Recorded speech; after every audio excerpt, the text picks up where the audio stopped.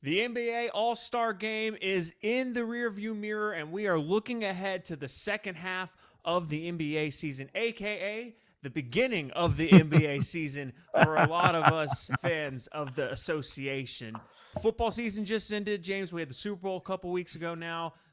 We are fully into the NBA. Before we jump into a first half recap, if you have not already, please make sure you subscribe to our channel here on Big Game Energy Sports. Get us over on Instagram and TikTok as well. Show us some love. We are constantly dropping content every day, all throughout the NFL offseason. And we are focusing now on the NBA. And James, Ooh. surprisingly, there's been a lot of narratives that have been going on in the first half of the NBA season.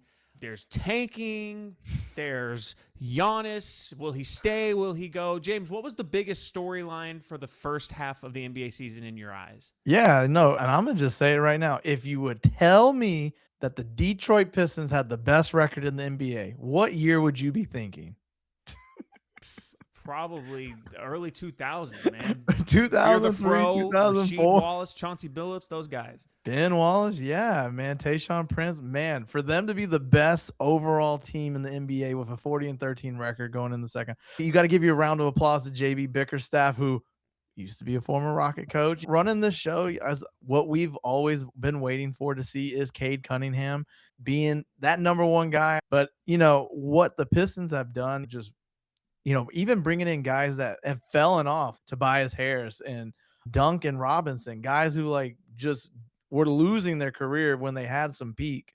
And now they're getting a roll in and they're helping out this team. I just can't believe it, man. The Pistons are the best team overall record in the NBA. That'd be my number one takeaway. And then number two, I'm shouting out the teams that have been bad for so long. Give a shout out to the Portland Trailblazers. They are the 9 seed. This was a team, we all saw what happened with Chauncey Billups. He was like, oh man, oh man, here we go. This is gonna be a bad team. Everyone was already dogging them for Scoot Henderson being a bust, but this team got 9 guys that there's one guy that averaged 9.8 points, but they got 9 guys averaging 10 points a game. So basically, even though they're 12th in offense, even though it's crazy to hear, because early 2000s, you had 9 guys scoring 10 points a game, you'd be the best offense in the league. But to have 9 guys, they can go deep, and for them being a play-in team, Spence, I'm not going to lie, I'm going to be excited betting them to win one of these games in the play-in tournament for sure. So those are my 2 takeaways. Just teams that we didn't think were really that good, really soaring and really improving. But other than that, you already know, we already got our top-heavy teams. They're doing their thing. We got guys that we're already expecting to be good, like Wemby and the Spurs. Yeah. Denny Avia is running away with the most improved player in the NBA. And Yep. honestly, you mentioned your love for Cade Cunningham. I totally agree with that. Now, I want to clarify something. You are correct. They do have the best winning percentage at the All-Star break in the NBA, and you're geeking because you know what you did there. The Thunder are 42-14. The Pistons are 40-13. So it's a 755 win percentage versus a 750 win percentage. But you are correct. At the All-Star break, the Pistons did have the best win percentage in the association. But that being said, why is Cade Cunningham a very distant third in MVP voting on that? Now, I'm not saying he should be the MVP over Shai Gilgeous or Nikola Jokic, which it's going to basically probably come down to those 2 guys again. And right now it looks like it's going to be Shai going back to back. But why can't we get more love for Cade Cunningham with what he's done with Shai Gilgeous-Alexander? That OKC Thunder team is loaded with guys besides him. Not taking anything away from him, but if we're talking about most valuable, the Joker, he is always putting up crazy numbers, and he certainly doesn't have the surrounding cast that Shai Gilgeous does, but the Nuggets have been building that team around him for years. That's a good team around Joker. This is the first year we've seen Cade Cunningham bounce on the scene, and for him to only be plus 1,400 odds to win the MVP, it's a little disrespectful to me. I want to see that get corrected, but I totally agree with you. I think the Cade Cunningham breakout season has been fun to watch, and the Pistons are definitely, they give you the 2026 version of the 90s bad boys Pistons. We'll never get those Pistons ever again. Like that, they just can't exist in the NBA anymore.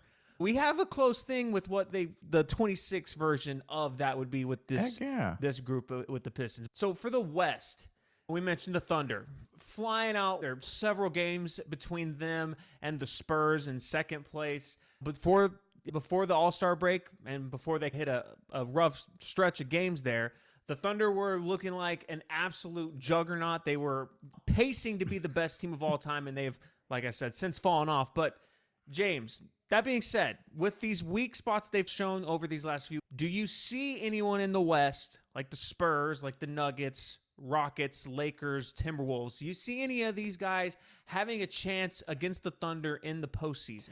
Yeah, and you mentioned it earlier. I had to laugh when you said the fall off. Like this is a J. Cole album. Imagine falling off from being first in the West to first in the West. Yeah, That's why just I would clarify. It was more like a rough stretch is a better way to describe it. But for them, they might have felt like a fall off at the rate they were winning to start the season. Yeah, no, you're not lying. No, in all honesty, you look at some of these teams, of course, in my eye, I look at we live in the NBA on a guard driven league. It seems like points galore. And I'm only looking at the two teams that have the best bigs in the game, and that's the Spurs and that's the Nuggets. Those are the only two teams I feel like can knock off the OKC Thunder just because either the length and experience and the versatility that the Spurs have, and then you got the Joker who we've talked about it before. Statistically, in these 10 years, he's been GOAT level status, which sounds crazy.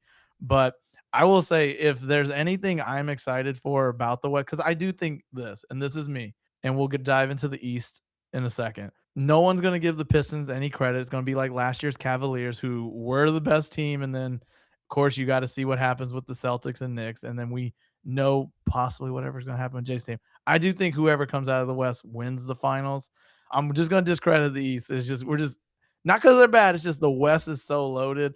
And I will say, if there's one series I'm looking for, Spence, and you know which way I'm going with this. If I can get that 4-5 Rockets versus Lakers first round of the playoffs, give me 7 games of watch along with you, my guy, and just stress it out. King James versus your KD Rockets.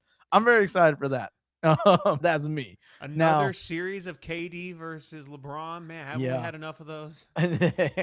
Yeah, you would think so. But no, yeah, I think like looking at what I would love to be on like ESPN and say, I think the Lakers can win it all, but they can't play 48 minutes. The T-Wolves, I feel like, are just ant and done.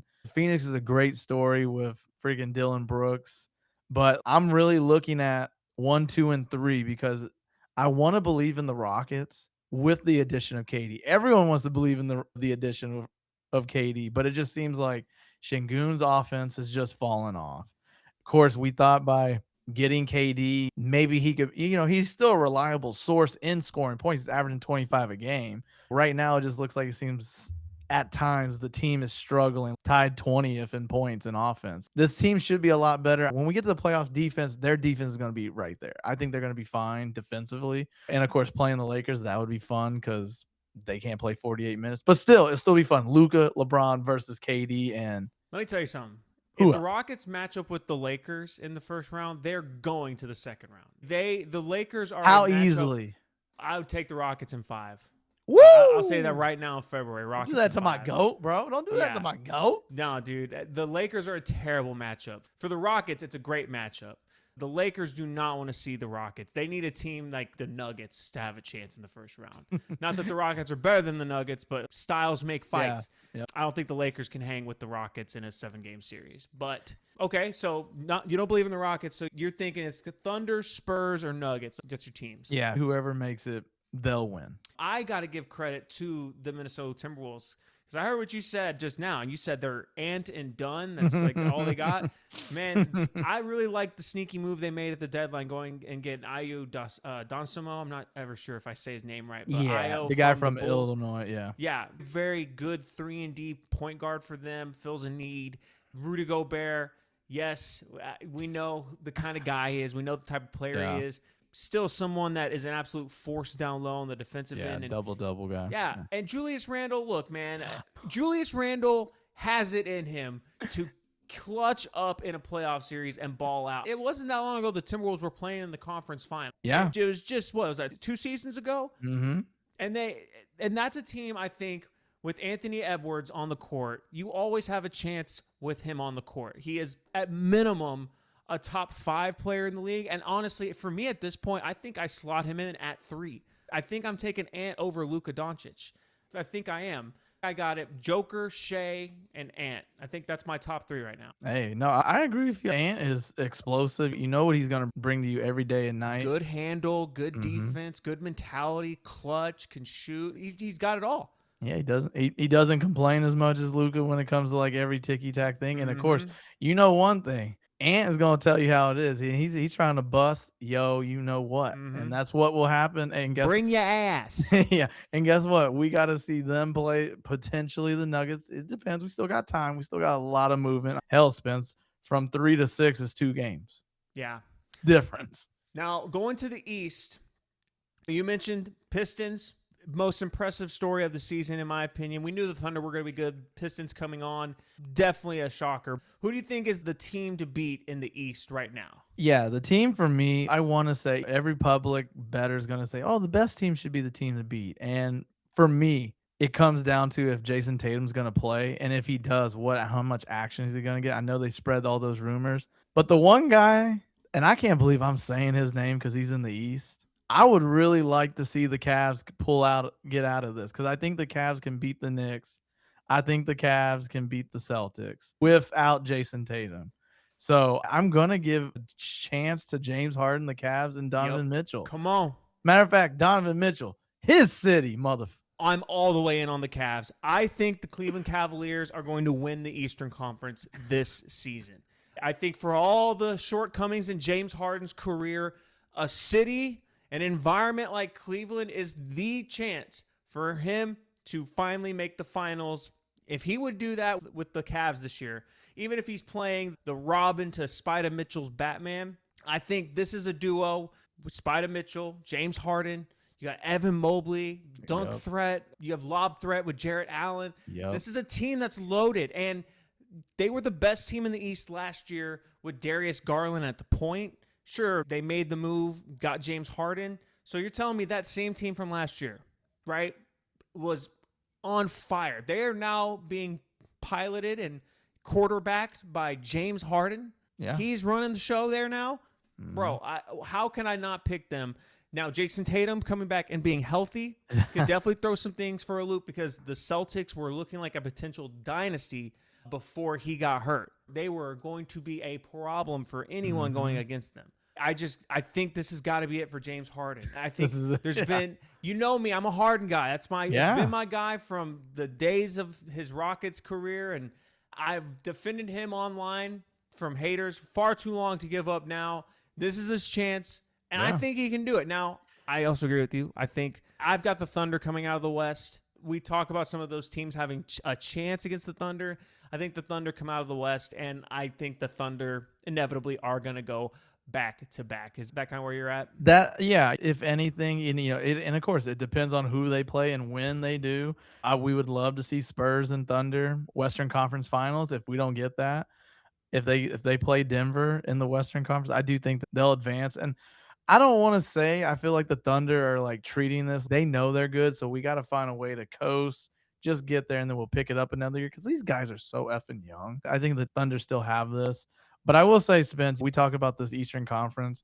Cavs are only 2 games back from being the 2 seed in the Eastern Conference. And I will say, in my opinion, besides the Celtics, you got James Harden and you got Donovan Mitchell, who probably combined have more playoff experience than the Pistons, the Knicks, the Raptors. Maybe they don't have as much experience if you add everyone on the 76ers, but one thing about the 76ers, I don't believe in them just like I don't believe in Justin Herbert and the Chargers. So screw you, Joel Embiid.